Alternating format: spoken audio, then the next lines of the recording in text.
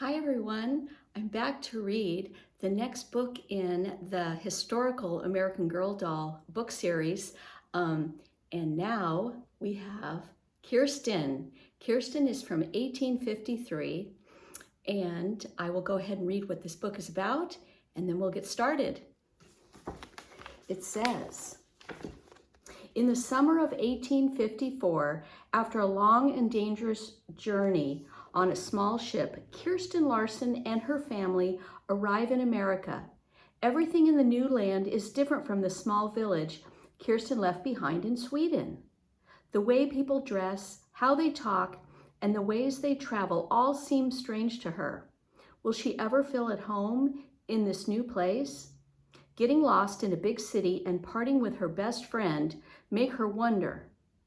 It is only when the Larsons arrive at a tiny farm at the edge of the frontier that Kirsten believes Papa's promise that America will be a land filled with happy opportunity for all of them.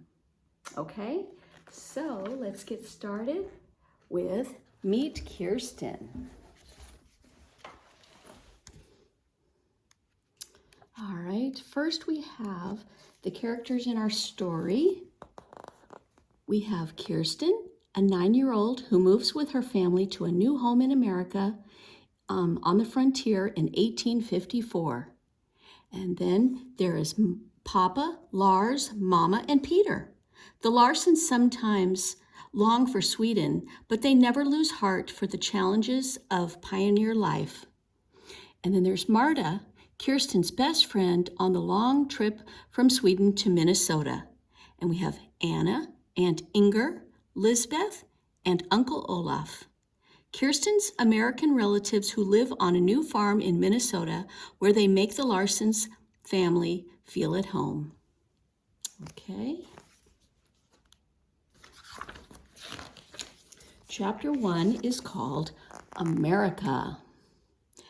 That's America, Kirsten said happily. She stood on the ship's railing with her friend Marta and pointed to the green strip of land beyond the waves. Overhead, the tall sails creaked in the wind. Marta shaded her eyes and pressed against the railing as though she would make the Eagle sail faster. I can't wait to walk on land again, she said, and shivered. Kirsten touched her friend's thin arm. Are you cold? She asked. Let's go sit where the wind isn't so strong. She tucked her rag doll, Sorry, into her shawl and walked to a coil of rope that was high as a barrel. And then she hitched up her skirt and climbed into a space just big enough for two girls to sit knee to knee and forehead to forehead. Marta crawled in after her. It was warmer here in the coiled rope, but the wind still whistled overhead. Kirsten took her handkerchief from her pocket and made a cape for Sorry. Marta's doll wore her apron like a shawl. Soon we'll be on land again, Marta told her doll. Don't worry about the wind. Kirsten pulled a piece of hard, dry bread from her apron pocket and broke it in two. She and Marta fed their dolls before they chewed the bread themselves. That's the very first thing you want to do. What is the very first thing you want to do in America? Kirsten asked. I want to pick an apple, Marta said dreamily. There are apples everywhere in America. Apples. When Kirsten said the word, she could almost taste the crisp, delicious fruit. We'll pick cherries too, she said. And we'll get fresh bread, Marta added. I think we'll be there by tonight, don't you? Not if it storms again, Kirsten answered.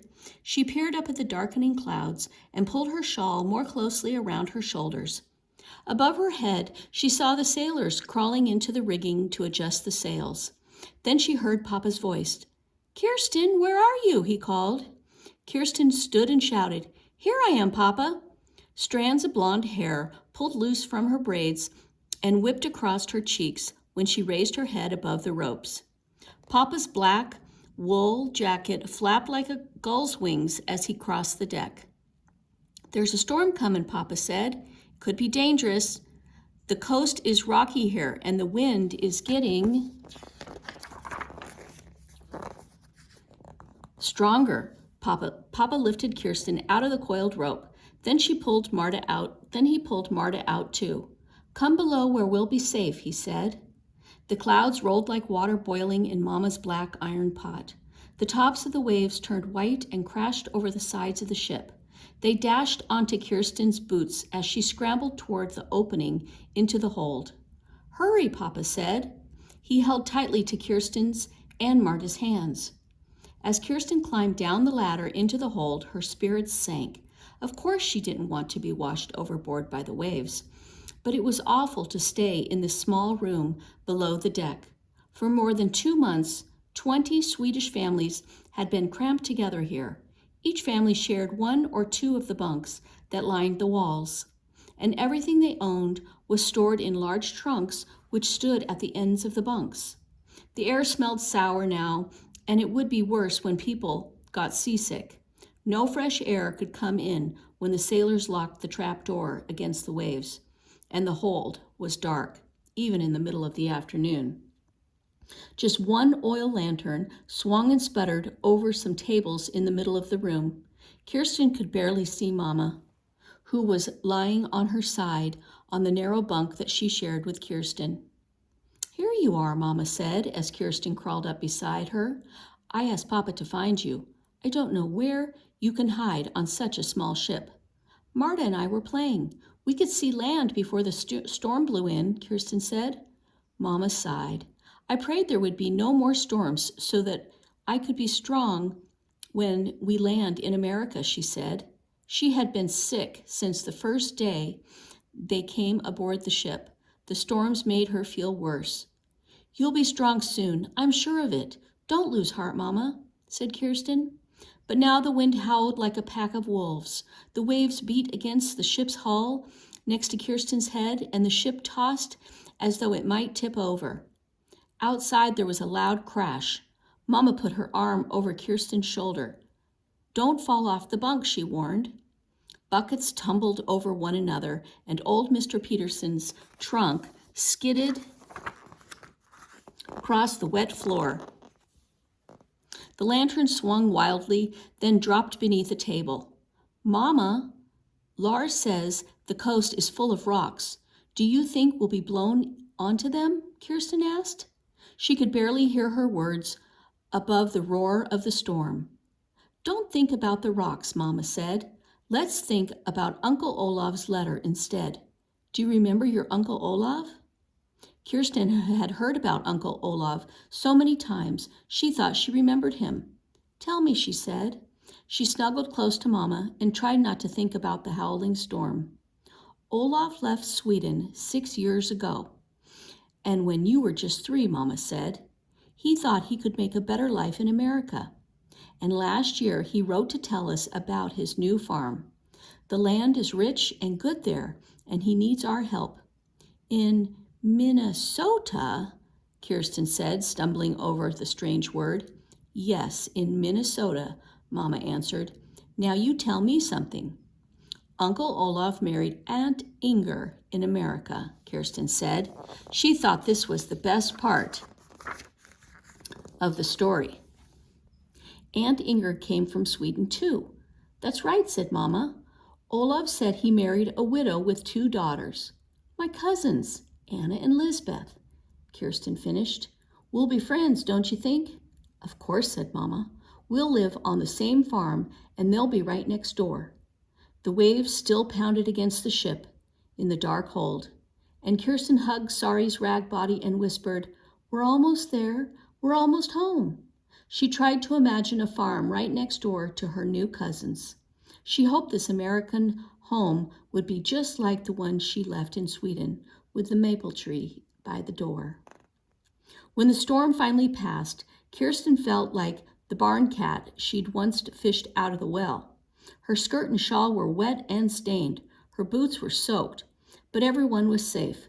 The sky was clear, and the Eagle was sailing toward the green coast once more. Kirsten watched the seagull swoop and dive as she stood on the deck with Mama and Papa. I smell the earth again, Papa's voice boomed. He held Peter, who was 5, on his hip. Mama smiled at the shore as though she greeted a friend. She leaned toward Papa and Kirsten heard her whisper, "So many times I lost hope that we'd make it to America."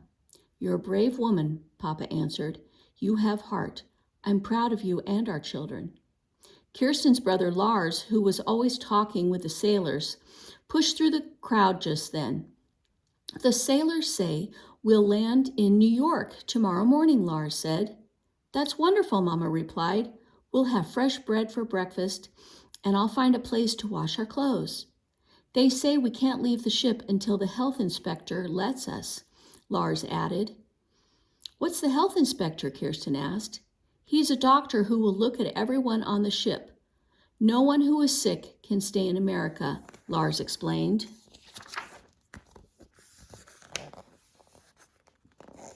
"But Mama's sick," Peter cried. He held out his arms and Mama hugged him. "Mama has only been seasick," Papa said in his deep voice. "Almost everyone gets seasick on the ocean. The health inspector looks for illnesses like typhoid and cholera, illnesses that kill people." "No one on our ship has cholera," Lars said. "That's right," Papa replied. "You see, Peter, we don't need to worry. Let's see you smile again. Tomorrow we'll be in New York and we'll start our journey to Minnesota."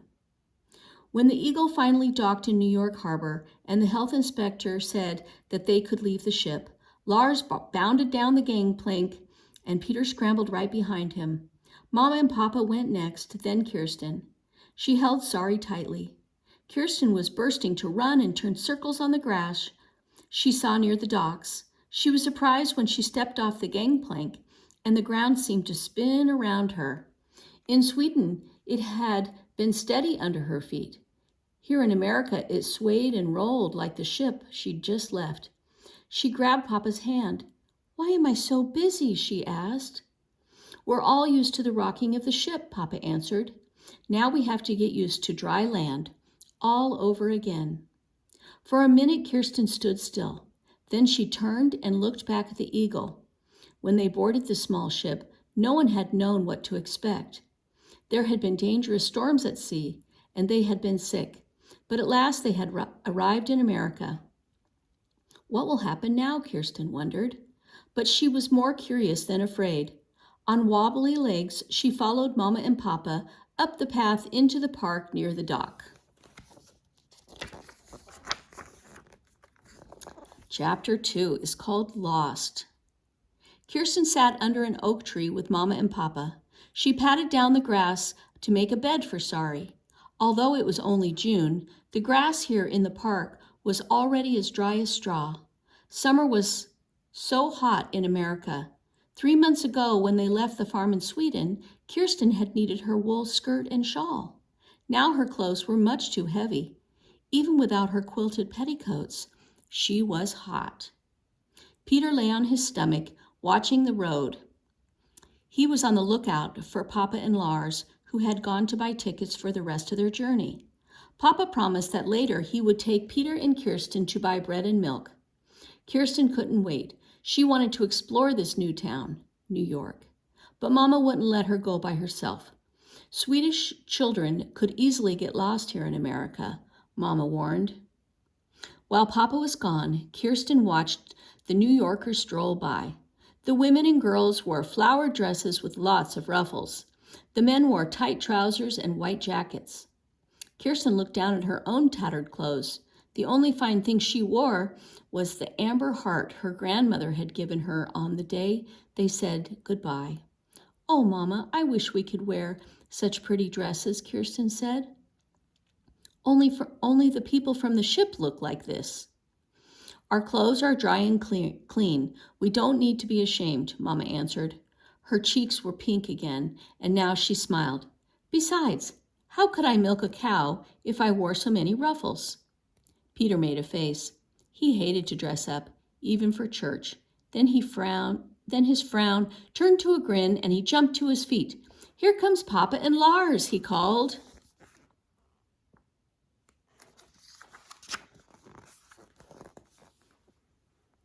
Lars held a handful of cherries. Papa scooped more fruit from the knapsack slung over his arm. He gave one big handful to Peter and another to Kirsten. Then he knelt beside Mama to share what was left. "I've never seen such huge black cherries," Mama said. "Everything in America is big," Lars announced. "Wait until you see New York." "And there will be more to see tomorrow," Papa added in a heavy voice. "I just bought our tickets for the trip west. We leave in the morning." "Did you find an honest agent?" Mama asked, with a worried frown. "Old Mr. Peterson was cheated of his money by a dishonest agent. I didn't know there were so many thieves in America." Papa put his hand on her shoulder. "Yes, our agent is a good man. He left Sweden 4 years ago, and he knows English well, and he helped me change our money at the bank." Mama still sighed. "It's such a long way to Minnesota," she said, "but the agent will guide us all the way to the Mississippi River."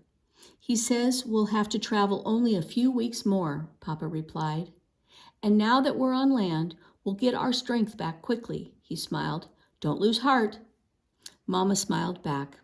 "No, I won't lose heart. I won't lose heart now."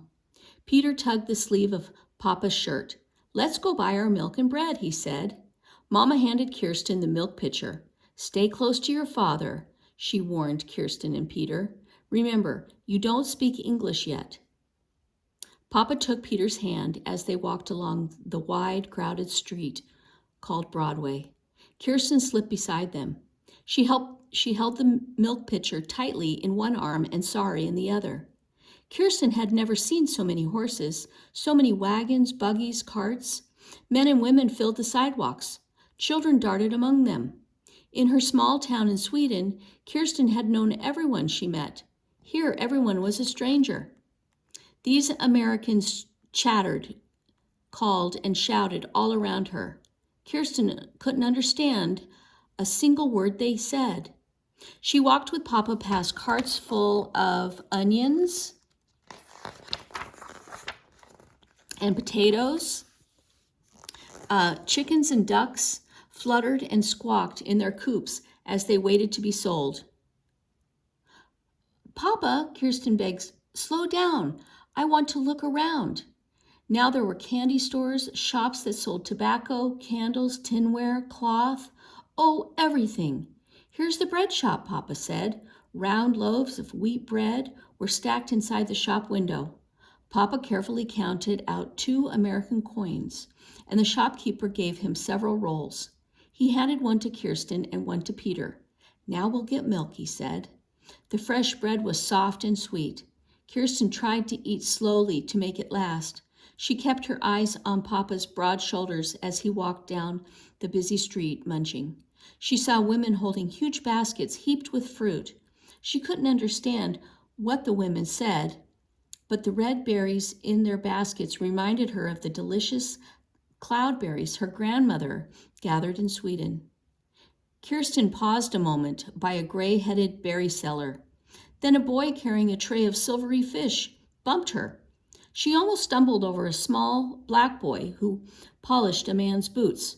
"Wait, Papa," she called over the racket of the horses' hooves on cobblestones. But Papa was gone. Kirsten had lost sight of him in the crowd. Clutching Sorry, Kirsten ran. She squeaked between women with their shopping baskets. "Papa, wait for me," she called, but she didn't see Papa. Lots of little boys chased through the crowd, but not one of them was Peter. Maybe Papa and Peter are already at the milk shop, Kirsten thought. Maybe they're waiting for me to come with the milk pitcher. She hurried along, looking in each shop window for cheese and barrels of milk. And where was the milk shop? Was it on the other side of the street? Kirsten climbed around pigs that poked their snouts in the trash in the gutter. Then she dodged in front of a buggy, ran across the street, and headed down a row of shops.